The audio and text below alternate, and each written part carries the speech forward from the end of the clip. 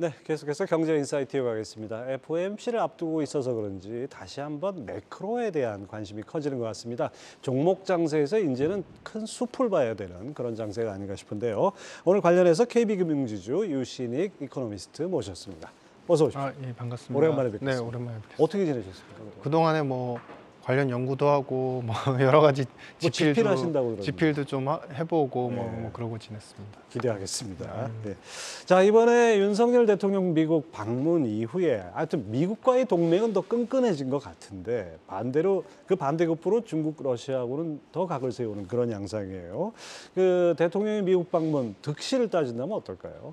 그러니까 첫 번째는 아무래도 시장 자체, 그러니까 특히 이제 기술 시장 자체는 미국이 더 열려 있고 그 수요가 더 많기 때문에 그렇죠. 우리가 이번에 어떻게 보면은 이제 우호적인 동맹을 갖다가 더 확고해서 순차적으로 기업들이 우리의 사실 테크 기업들의 지재권이나 R&D 능력은 상당히 굉장히 우수합니다. 그러니까 네. 지금 작년도에 나왔던 숫자만 보더라도 전 세계에서 1,000만 그 단위당, 그러니까 1,000만 그 인구당 예. 갖고 있는 지재권의 숫자가 우리나라가 제일 높습니다. 그러니까 그만큼 우리가 상대적 규모는 작더라도 미국보다는 작더라도 일단 지재권의 어떤 기술력에 있어서는 상당히 우수하다. 그래서 기술을 어느 정도 우리가 어필을 할 수 있고 기업들이 조금 더 시장 침투를 할 수 있는 그런 긍정적인 면은 열린 거는 확실하다. 근데 다만 이제 문제가 되는 것은 외면적으로 봤을 때 우리가 미국과의 어떤 연대나 그 동맹의 힘들이 더 강화될수록 이제 그 상대 쪽에 있는 중국이나 이런 이제 블록에서는 그것을 굉장히 좀 더 적대시하고 우리 블록이 결국은 우리 한국 자체가 미국 블록에 속했다라고 단정을 짓는 부분이 있기 때문에 그로 인해서 앞으로 교역이나 마찰적인 요소들이 좀 더 있을 수 있다. 그게 더 강화될 가능성이 있겠다. 뭐 이렇게 보여집니다. 뭐 예전에 어떤 정치인이 뭐 극중의 길을 가겠다 뭐 이런 얘기한 적, 아니 가운데로 가겠다는 얘기를 그렇게 표현한 적이 있는데 사실 중간에 서기가 참 어려운 시대 아니겠습니까? 그런 측면에서 우리 선택은 궁극적으로 경제, 안보 여러 가지를 측면을 봤을 때 미국과 가까워지는 건 불가피한데 그 가까워지는 만큼 상대적으로 이쪽하고 멀어지는 거 이것도 또 경계해야 되고 참 딜레마인 것 같습니다. 네, 맞습니다. 자, 그 우리 시장이나 경제나 회복의 관건은 반도체 아니겠습니까? 이번에 반도체 관련해서 미국이 중국 내에서 마이크론에 대한 규제를 하고 마이크론 판매 금지로 인한 빈자리를 한국 기업들이 메우지 말아달라고 직접 요구를 했어요. 이런 거 감안하면 우리 입장에서는 정말 진퇴양난이 아닌가 싶습니다. 그러니까 지금 우리 한국의 입장에서만 철저히 보면은 말도 안 되는 이제 공정거래법상 그리고 과거에 그 미국이 무역과 관련된 여러 가지 자율적인 이제 그 방안들을 이제 제시를 할 때 이러한 상대 무역국에 무언가 제재를 하거나 그 무역을 함에 있어서 제3국 간의 거래를 방해하는 것은 안 된다라고 이제 규정을 했다가 이제 2018년 전 넘어서면서 이제 트럼프 시대부터 이제 좀 달라지기 시작을 했고 이번에는 정말 비합리적인 어떤 요구를 한 것이죠. 근데 이게 우리 한국 입장에서 보면은 사실 미국도 중요하지만 중국에 대한 시장도 상당히 중요하고 그렇죠. 우리가 중국이 중요한 이유는 뭐냐면 사실 중간재를 우리가 그쪽에서 원자재를 받아서 중간재 가공을 해서 최종재로 수출을 하는 이제 시장이기 때문에 거기에 연계된 것은 수출만 하는 것이 아니라 우리가 필수로 들어가는 원자재 상품도 수입을 해야 되는 그런 국가라는 겁니다. 근데 그런 부분에서 교역이 서서히 끊어질 가능성이 있고 특히나 직접적으로 반도체 부분에 대한 부족분을 채우지 말아라고 요구하는 것은 우리가 안 그래도 경상수지, 무역수지 적자폭이 지금 계속 커지고 있는 누적 금액이 계속 커지고 있는 상황에서 이러한 요구들이 우리 경제 상황을 좀 더 짓누를 가능성이 있다라는 것입니다. 근데 이제 반면에 미국의 입장에서 보면 이것이 과거에 이제 파운드 블럭이 1930년대에 있었습니다. 그 당시에 이제 블럭이 형성돼서 스털링 블럭이라고 표현을 했는데 그 동맹에 포함된 국가들한테 직접적으로 파운드를 얼마 이상 반드시 보유해라고 직접적인 요구를 했습니다. 근데 거기서 이제 그것을 듣지 않는 경우에는 수출을 못하거나 런던 금융시장에 직접적으로 거래를 못하게 만드는 것이죠. 그러니까 이것이 간접적으로 이제 미국의 자신의 패권을 지키기 위한 동맹국에 대한 압박이고 이게 아마 산업 전체적으로 더 확산이 될 가능성도 열어놔야 될 것 같다. 뭐 이렇게 판단이 됩니다. 참 이 요구를 받아들이기도 어렵고 그렇다고 또 안 받아들이면 또 다른 측면에서의 어려움이 예상되고 참 사면초가 진퇴양난이라는 표현이 맞을 것 같은 생각이 듭니다.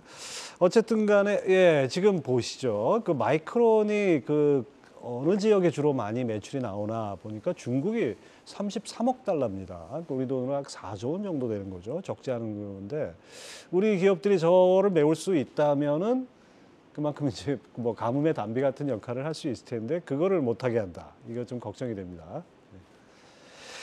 예, 그 미국과 중국이 아주 기세 좋게 싸우긴 합니다만 뭐 G2 국가들 사실 각자 나름대로 사정이 있지 않습니까? 경기를 부스트업을 해야 되는 그런 상황인데 이런 상황에서 최근 지표들이 어떻게 움직이는지 좀 해석을 해주시죠.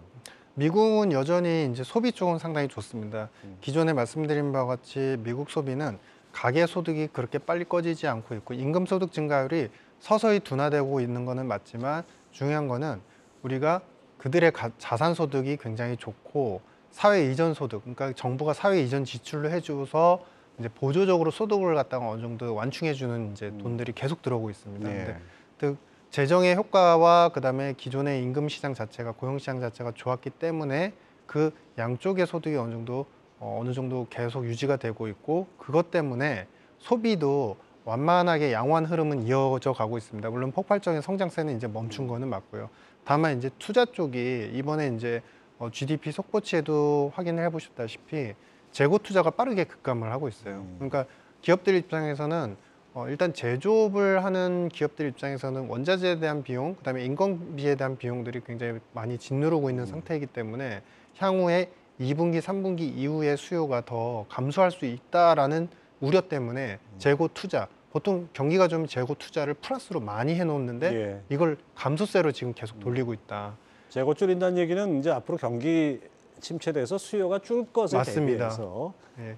그거는 이제 결국에는 재고를 줄인다는 건 상품 생산을 줄인다는 말과 그렇죠. 동일어이거든요. 그래서 이거는 뭐냐면 기업의 설비 투자나 고용도 서서히 줄일 가능성이 크다. 그래서 양측이 미국 쪽 같은 경우는 양측이 약간 디커플링 상태이지만 어쨌든 우리가 잠재 성장률 이상으로 유지가 되는 가운데 서서히 성장의 힘이 조금씩 둔화가 되고 있는 패턴인 예. 것이고요. 중국 같은 경우는 우리가 리오프닝을 생각을 했지만 그 효과가 상당히 좀 미진했습니다. 미진할 수밖에 없었던 이유가 한 3가지로 요약이 되는데 일단은 정부 정책의 그 패턴 자체가 아직도 디레버리징을 어느 정도 정리를 완전히 못한 상태입니다. 예. 그러다 보니까 뭐 그들이 짓눌렀던 테크 기업이든 부동산 관련 사업에 대한 프로젝트든 더 적극적으로 아직은 진행이 못하고 있는 상태이고 두 번째는 소비에 대한 부분인데요. 그동안에 이제 그 우리가 코로나 봉쇄 기간 동안에 저축이 많이 증가를 해서 이 저축이 초과 저축이 소비로 풀릴 수 있겠다라는 기대를 했었는데 이게 중저소득층 같은 경우는 저축률이 그다지 높지 않았었습니다. 그렇죠. 예. 그러니까 일단은 중국 같은 경우는 코로나 봉쇄 시기에 다른 나라랑 다르게 가계에 지원을 집중한 게 아니라 기업에 집중을 했었거든요. 그러니까 소비의 탄력성이 오프닝을 했는데도 확 회복이 되지 않는 그런 쓸 돈이 흐름들. 없네요. 쉽게 예, 말해서. 맞습니다. 예. 그러다 보니 이제 세 번째 종국적으로 모멘텀이나 이제 전체적인 흐름이 작년보다는 좋지만 기대했던 것만큼 못한 수준으로 서서히 또 하반기로 가면서 둔화가 되는. 그래서 수렴점 자체를 놓고 본다면 G2 모두 다 연말로 갈수록 힘이 약화되는 국면은 맞다라고 보여집니다. 뭐 올해 세계 경기 침체 속에 이제 중국이 구원 투수가 될 것이다라는 기대는 좀 접어야 될 것 같습니다.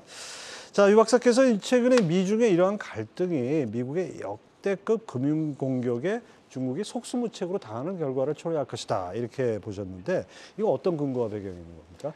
일단은 중국이 그동안에 우리가 금기시 되었던 페트롤 달러에 도전을 하고 있고 네. 원유나 에너지 결제에 이제 위안화를 사용하면서 이것이 당장 달러의 패권을 갖다가 무너뜨리기엔 한계가 있습니다. 기본적으로 달러가 패권을 갖는 데까지 사실 BIS 자료만 보셔도 그 작년도 기준으로 봤을 때 달러의 턴오버 비율, 그러니까 전체에서 턴오버되는 이제 거래 비중을 보시면 100에서 80%를 거의 대부분을 그게 차지하고 무슨 있습니다. 의미입니까? 턴오버 한다는 게. 턴오버가 그러니까 양측에서 거래를 하게 되지 않습니까? 환율을. 근데 그들이 가장 많이 거래를 하는 규모를 갖다가 비중별로 다 쪼갠 겁니다. 네. 근데 그 비중으로 놓고 봤을 때 거래 빈도의 비중이 미국이 80% 가장 이제 높은 숫자에 있었던 거고 두 번째는 뭐냐면 이제 위안화 같은 경우는 거래 비중 자체가 아직도 5% 미만에 지금 불과하다. 예. 근데 이제 무엇이 됐든 그들의 어떤 블록을 다시 형성하고 힘을 갖추기 위해서 위안화로 결제 시스템을 갖다가 도입을 하고자 하는데, 결정적인 게 하나가 있는 것이 뭐냐면, 위안화 같은 경우는 지급 결제 시스템의 문제에서 항상 달러에 밀릴 수밖에 없습니다. 그 왜 그렇습니까? 위안화도 자체적인 CIPS라는 지급 결제 시스템을 갖고는 있는데, 여기에 참여하는 은행들의 숫자 자체가 미국의 10분의 1 정도밖에 안 돼요. 그러면 불편해서 못하죠. 네. 네. 결국에는 상대 쪽에서 내가 위안화로 결제를 할게 하라도 상대 쪽에서 이 거래하는 은행 자체가 CIPS 시스템에 가입이 안 돼 있으면은 송금과 수금 자체가 안 되는 구조라는 겁니다. 여기에 마지막 결정적인 이유가, 일단은 여러 가지로 이제 많은 이제 그 영향력을 발휘하려고는 했지만, 중국의 경우에는 완벽하게 채권 시장이 외국인들한테 그 개방이 안 돼 있습니다. 그러다 보니까 우리는 예전에 항상 거래를 하고 나면은 이제 달러로 보유하는 욕구들이 금융 거래 측면에서도 달러 채권을 쉽게 살 수 예. 있기 때문이었는데, 그렇죠. 중국은 그렇지 못한 상태다.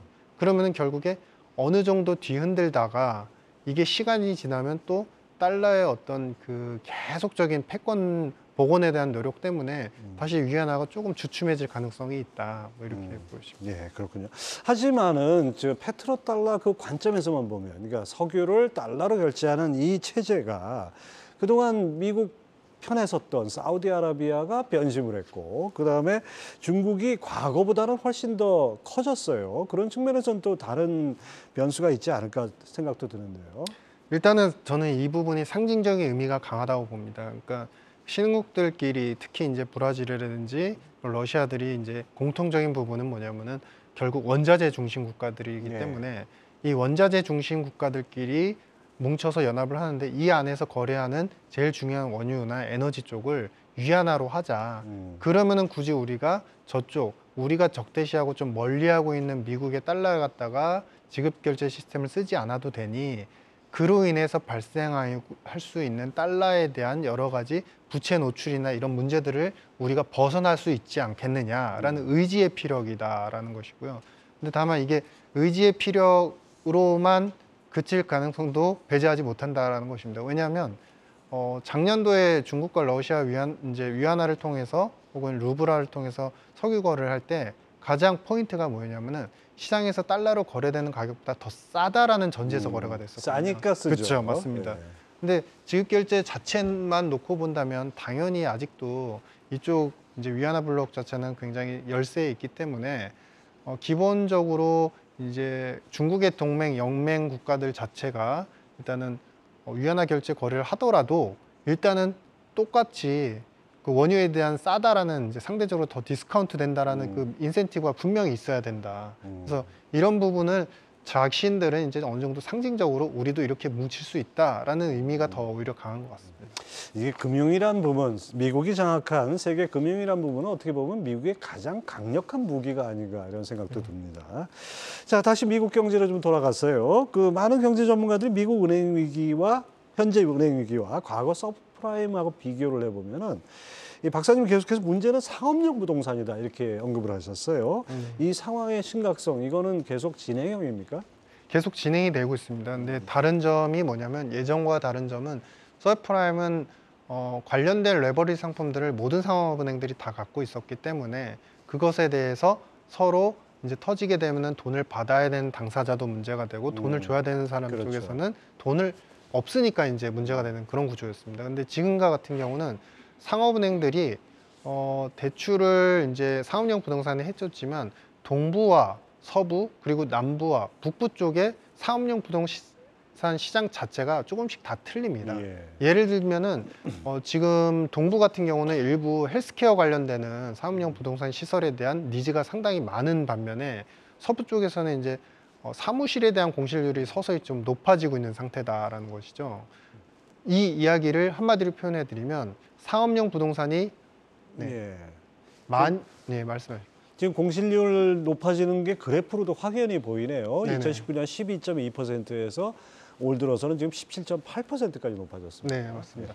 그래서 저것도 이제 주별로 약간씩 또 숫자가 다르기 때문에 예. 높아지는 가운데 공실률이 높아서 그동안에 이제 모기지 관련되는 상업용 모기지 관련되는 대출을 받았던 SM 매니지먼트나 여러 가지 이제 투자 조합이나 회사들이 론 자체를 갖다가 이제는 원리금을 상환하지 못하는 그런 경우가 상반기에 몇 건이 나타났었는데 그렇죠. 반대편에 있는 이제 헬스케어나 이쪽에 대해서는 또 오히려 그 관련되는 부동산, 상업용 부동산들을 그 R&D 센터로 짓기 위해서 더 많은 수요, 욕구가 있다라는 겁니다. 그래서 디커플링이 되고 있는데 문제는 뭐냐면 SBB 사태에서 겪었다시피 이렇게 론이 갚지 못하는 그런 에셋 매니지먼트 그리고 사업용 부동산 물건 자체가 공시율이 계속 올라가는 쪽은 분명히 파산의 리스크가 상당히 크다.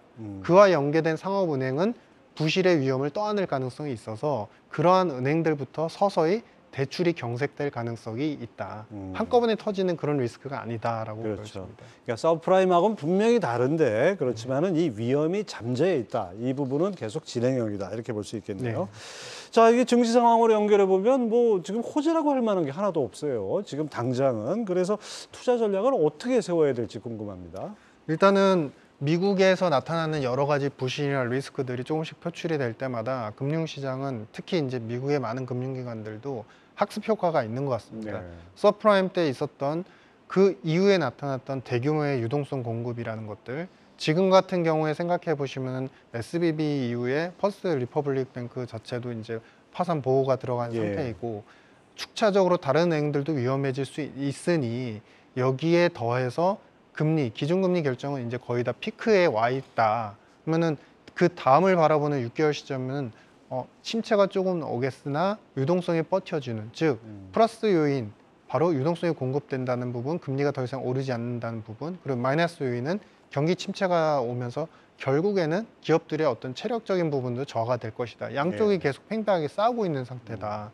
근데 아마도 과거의 경험을 놓고 보면 침체가 오더라도 극심한 침체가 아니라 마일드한 침체의 경우에는 미국의 유동성 공급에 대한 기대를 위험 투자 자산 시장에서는 더 좋게 반영하는 측면이 그렇죠. 있다. 환영하죠. 네네. 네. 그래서 그런 부분에 있어서 우리가 정중동의 전략을 가져가실 때 타임리하게 보면은 지금은 어느 정도 지켜보시는 전략이 중요하고 하반기 연말에 유동성이 더 파지티브한 영향을 미치는지를 확인하시고 적극적인 투자를 하시는 게 맞을 것 같다. 반대로 우리가 이러한 투자 전략을 가져가면서도 반드시 해지 전략은 중요한데 이것이 해지는 결국에 미국에 관련되는 채권들에 대해서 조금 더 관심을 두시면서 가는 게 좋겠다라고 보고 있습니다. 하여튼 뭐 올 들어서 장세는 뭐 좀 간다 싶으면 뭔가 돌부리에 걸리는 것 같고 또 빠진다 싶으면 또 다시 또 뭔가 일어나고 이런 장세가 계속 되는데 뭐 혹자는 이렇게 표현합니다. 울퉁불퉁 장세다. 뭐 이런 표현이 적절한지 모르겠습니다. 네, 지금까지 KB금융지주 유신익 이코노미스트 함께했습니다. 말씀 감사합니다. 네, 감사합니다.